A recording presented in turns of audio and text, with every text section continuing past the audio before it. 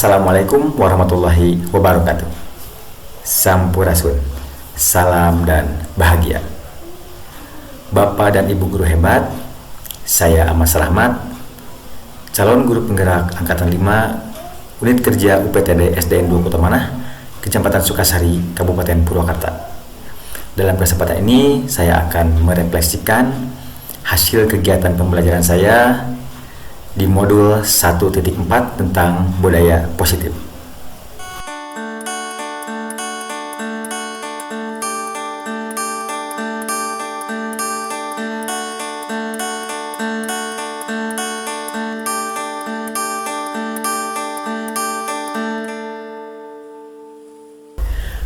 Menurut saya, kegiatan pembelajaran pada modul 1.4 ini tentang budaya positif sungguh sangat luar biasa. Di sana ketika saya belajar di LMS, ketika membuka eksplorasi konsep, itu banyak sub-sub yang harus saya pelajari. Dan ketika dibuka dalam satu sub materi itu banyak sekali halamannya. Kalau tidak salah ada yang sampai 16 halaman. Dan itu luar biasa.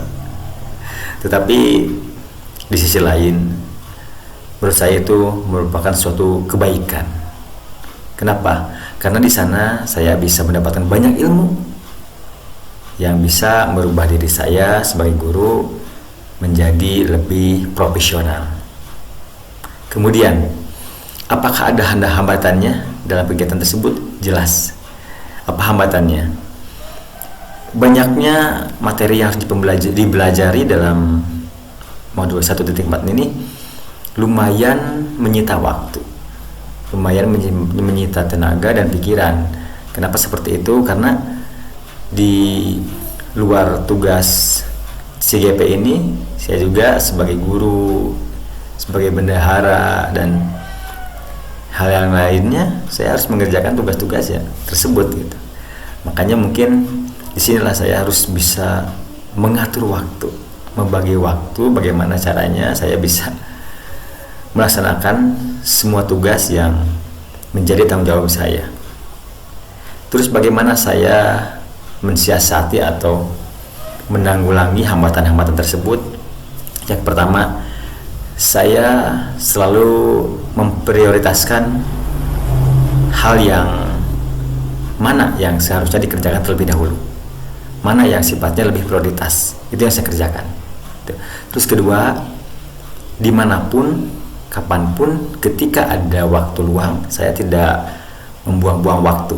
Artinya saya mengerjakan suatu pekerjaan yang mana saja yang bisa dikerjakan. Mungkin misalkan ketika saya punya waktu luang tetapi saya misalkan tidak membawa laptop, ya tidak bisa bekerja memakai laptop, ya saya buka LMS di HP. Jadi bisa sambil belajar di materi 1.4 tersebut, seperti itu.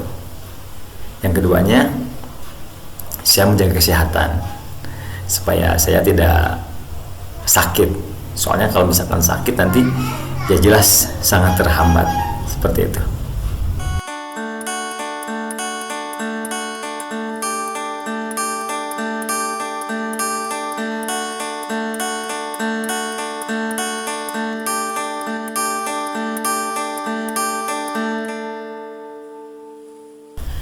Perasaan saya ketika mengikuti kegiatan pembelajaran di modul 1.4 ini, yang pertama saya merasa sangat bersedih ya.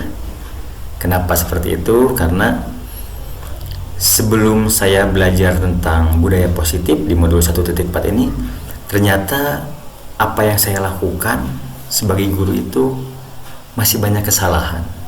Contohnya, di sana kan saya belajar tentang posisi kontrol seorang guru.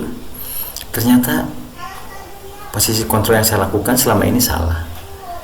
Mungkin saat itu saya ada di posisi kontrol sebagai penghukum, sebagai teman, sebagai pemantau, sebagai pembuat rasa bersalah. Padahal kan sebaiknya seorang guru itu dia ada di posisi kontrol sebagai manajer.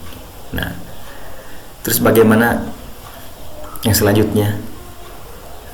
Selanjutnya ya perasaan saya merasa terpanggil, merasa bersemangat untuk memperbaiki diri, untuk menerapkan hal-hal baik, konsep-konsep baik yang ada di modul ini untuk memperbaiki kinerja saya sebagai guru.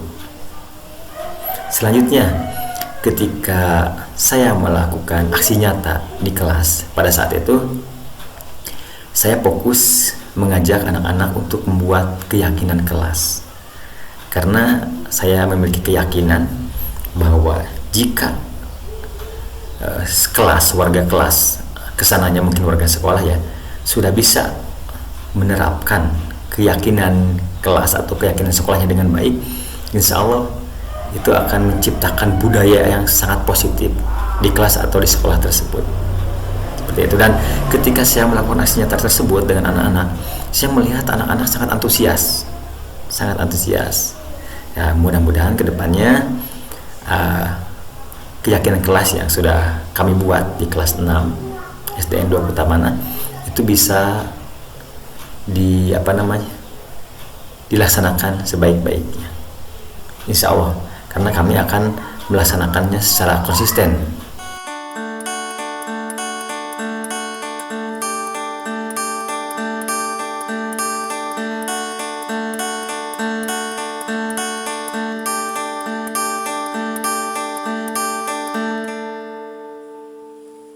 Banyak sekali pelajaran yang saya dapat dari modul 1.4 ini tentang budaya positif. Yang pertama itu mengenai bagaimana seorang guru menjadikan dirinya sebagai posisi kontrol, sebagai manajer, itu yang lebih baik. Karena kan pada dasarnya ada 5 posisi kontrol, dari mulai penghukum, pembuat rasa bersalah, teman, pemantau, dan manajer. Nah, di sana saya belajar ternyata seharusnya seorang guru itu ya berada di posisi kontrol sebagai manajer. Itu hal baru yang saya dapat. Selanjutnya mengenai pendekatan segitiga restitusi, itu sangat luar biasa, karena selama ini saya dalam menyelesaikan masalah peserta didik ya paling hanya dengan memanggil anak yang bermasalah tersebut, kemudian kita berdiskusi, dan ujung-ujungnya pasti mereka harus saya hukum, gitu. Hukumannya itu sesuai dengan kesepakatan kelas yang sudah kami buat. Misalkan ketika anak membuang sampah sembarangan, maka mereka harus menerima konsekuensi, menerima hukuman, yaitu memungut sampah di sekeliling sekolah, gitu. Nah, padahal yang benar itu bukan seperti itu, tetapi harus menggunakan pendekatan segitiga restitusi yang sudah jelas ada 3 langkah ya. Dari langkah awal yaitu menstabilkan masalah atau menstabilkan identitas, yang keduanya adalah validasi tindakan yang salah, dan yang terakhir adalah menanyakan keyakinan. Nah, itu sangat luar biasa, karena secara hakikatnya ternyata segitiga restitusi itu sangat luar biasa. Di sana kita selain menyelesaikan masalah juga kita membimbing anak untuk menjadi anak yang memiliki karakter, profil pelajar Pancasila, di mana dalamnya itu ada 6 dimensi, dari mulai bertakwa, beriman kepada Tuhan Yang Maha Esa dan berakhlak mulia, sampai dengan berkebinekaan global. Dan itu sangat luar biasa menurut saya, sangat luar biasa, keren.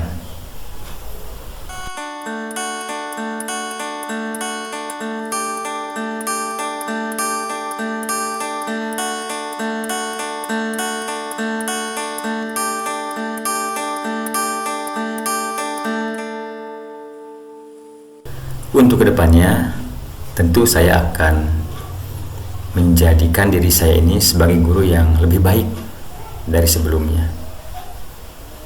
Selanjutnya, saya juga akan mengajak rekan-rekan untuk berperan aktif dalam mengimplementasikan konsep-konsep inti yang ada pada modul 1.4 ini tentang budaya positif, dari mulai posisi kontrol guru sampai dengan pendekatan segitiga restitusi dalam menyelesaikan permasalahan dengan siswa.